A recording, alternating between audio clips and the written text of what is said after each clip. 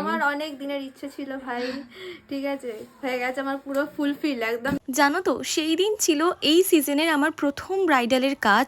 আমি না খুব কম এবছর ব্রাইডাল নিতে পেরেছি বা পার্টি মেকআপের কাজ নিতে পেরেছি। নিজের কাজের এত বেশি চাপ হয়ে গেছে এদিকে যে ব্রাইডালের কাজ বা পার্টি মেকআপের কাজ যেটুকু সময় দিতে হয় সেইটুকু দেওয়ার মতো সময় আমার হাতে থাকছে না। তাও আমি যতটা পেরেছি সমস্ত বুকিংসগুলো নিয়েছি, আস্তে আস্তে সবটাই তোমাদের সাথে শেয়ার করব। এই কদিন বুকিংস তারপর বিয়ে বাড়ি সবকিছু নিয়ে এতটাই ব্যস্ততার মধ্যে কেটেছে যে এডিট করার মতো এনার্জি শরীরে থাকতো না রাত্রেবেলা ফিরে, যার জন্য 3-4 দিন একদম ফুললি কাজ করে গেছি ফুল দমে। তার সাথে বিয়ে বাড়িও ছিল, যার জন্য আরোই বেশি হেক্টিক হয়ে যাচ্ছিল। ব্রাইডের বাড়ি গিয়ে প্রথমেই আমি আর ইস্যু মিলে যেটা করেছিলাম সেটা হচ্ছে শাড়িটাকে খুব সুন্দর করে সেট করে নিচ্ছিলাম। আর তোমরা নিশ্চয়ই ভাবছো যে আমি নিচে বসে বসে মাদুরের ওপর এরকম ভাবে কেন করছি জিনিসটা। তার কারণ হচ্ছে যে ঘরে আমরা সাজাবো সেই ঘরের চাবিটা খুঁজে পাওয়া যাচ্ছিল না, যার জন্য আমরা ভাবলাম বসে না থেকে এইভাবে সুন্দর করে শাড়িটা সেট করে ফেলি।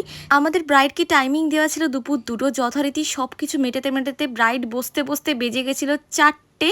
মানে 4টের পরে ব্রাইড সাজতে বসেছিল আর আমি 6টার মধ্যে ওকে ছেড়েছি। মানে প্রপার 2 ঘন্টার মধ্যে আমি ব্রাইডকে সাজিয়েছি আর সবটাই ও রিকমেন্ড মতো করা হয়েছিল। আর এই হলো আজকে আমাদের মিষ্টি ব্রাইড ফাল্গুনি। ফাল্গুনি কিন্তু আমার বন্ধুও হয়, মানে ওর সাথে বন্ধুটা খুব অদ্ভুত। আমি আমার এক ছোটবেলার বান্ধবীকে ব্রাইডাল সাজাতে গিয়ে ওর সাথে আলাপ হয়েছিল। আর কাট টু সেই 2021 থেকে 2024 ওর বিয়ের দিন আমি ওকে সাজিয়ে দিচ্ছি। কিছু কিছু মেমোরিজ খুব ভালোভাবে ক্রিয়েট হয়ে যায় যেগুলো ভোলা একদম অসম্ভব।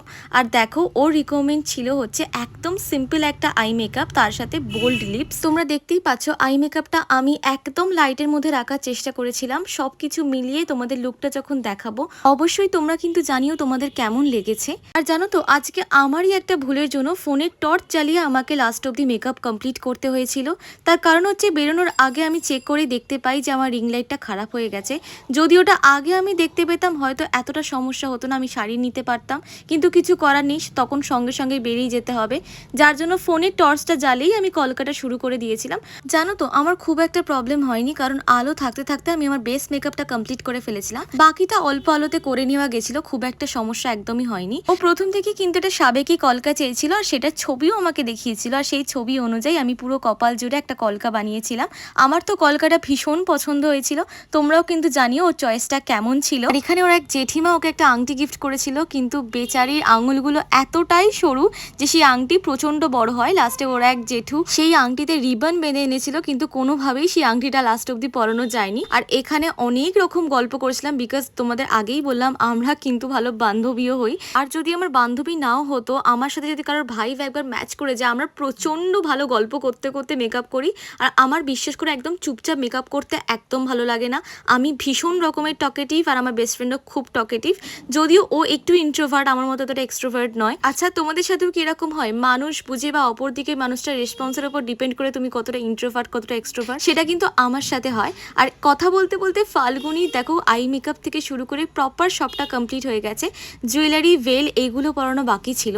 আমার ব্রাইড সাজানোর ক্ষেত্রে কিছু কিছু পছন্দ আছে, যেমন আমি ব্যাক কমিং বেশি করা পছন্দ করি না। তারপর পেছন দিকে অনেকে একটা হাই পাফ করে, সেটা আমি করি না। আমার কোনো ব্রাইডকেই দেখবে না চুলের পিছন দিকে একটা হাই পাফ আছে, আর আমি কিন্তু এগুলো কথা বলেই নি।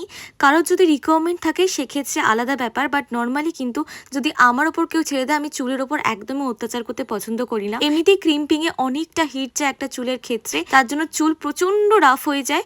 আর সত্যি কথা বলতে আমার সেটা পছন্দও নয়, সেই জন্য আমি করিও না। তারপর হেয়ার স্প্রে আমি প্রচুর ভরে ভরে একদমই লাগাই না, আমি যতটা প্রয়োজন ততটা ইউজ করি হেয়ার স্প্রে। আমাকে যেমন কেউ মাথার মধ্যে ভরে ভরে হেয়ার স্প্রে দিলে আমার পছন্দ হবে না, চুল ড্যামেজ হবে। এটা আমার একান্তই ব্যক্তিগত মতামত, তোমাদের এটা মতের মিল নাও হতে পারে। দেখো কথা বলতে বলতে ওর ফুল লুকটা একদম কমপ্লিট হয়ে গেছে। আমি সবসময় সিম্পল অ্যান্ড সোবার রাখার চেষ্টা করি লুকটা। ওর কেমন লেগেছে সেটা শুনে নাও। তোর কেমন লাগলো সে যে রিভিউটা? আমার অনেক দিনের ইচ্ছে ছিল ভাই, ঠিক আছে, হয়ে গেছে আমার পুরো ফুলফিল একদম নিজের মনের মতো আমার পুরো সাজটা হয়েছে। পছন্দ হয়েছে তো একদম? খুব পছন্দ আই মেকআপ হয়েছে। থেকে শুরু করে সবকিছু মানে আমি যেরকম চেয়েছিলাম সেরকমই হয়েছে।